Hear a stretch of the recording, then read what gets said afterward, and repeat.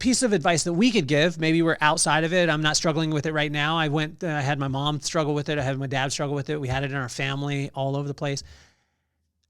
To the person that's in it, that's drinking to be able to go to work right now, how do we, like, what does that person do? What you have to accept is, why are you drinking? And you're drinking because you're medicating yourself because you don't love yourself.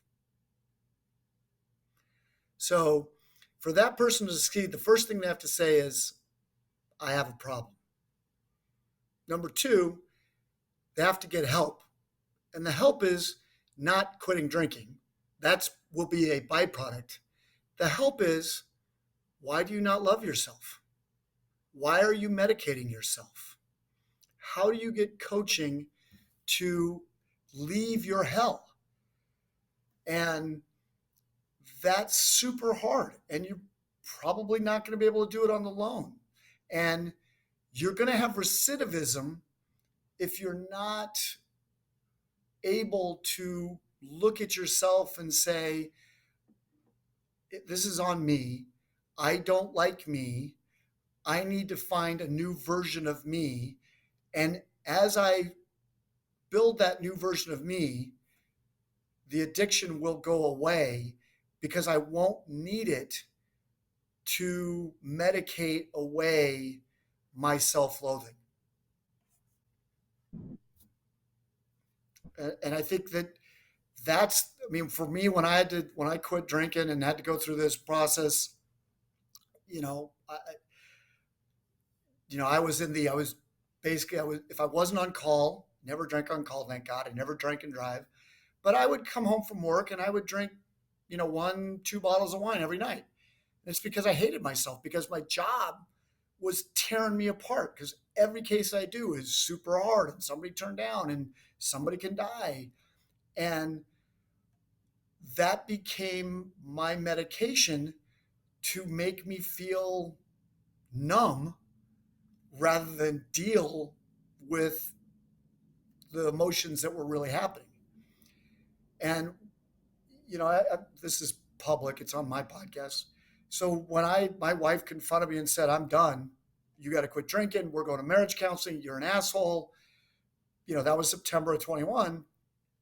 So I quit drinking. I started exercising. I started eating better. I got marriage counseling. I got in personal counseling.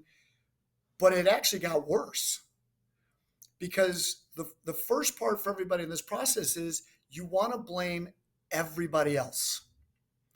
You want to blame anything you can. And so you have rock bottom number one is you get confronted and you decide, I'm going to try and make a change. That almost always leads to rock bottom number two, which is where you run out of people to blame and realize it's all on you.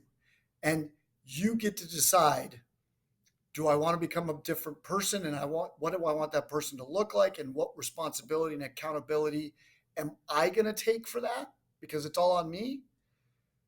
Or you're going to fall back into the pit and get worse. And, that for me, that was in December. I'd done a run. I was doing all this stuff. I stopped at a Starbucks near my house. I'm walking up the hill back to my house. And my mindset was, my wife would be happier if I just jumped in front of the next bus and died. And I was like, I think I'd probably be happier if I just didn't have to confront this stuff, because I can't emotionally handle it. I'm just driving. I don't know how to deal with this. And I don't know how to deal with it, and it's all on me.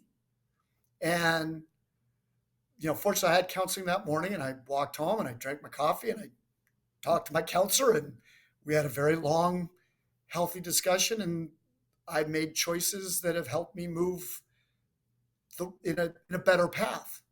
But I know people that, when confronted with that, went back. It was too hard. And, I just think people need to know is, we love you. We care about you.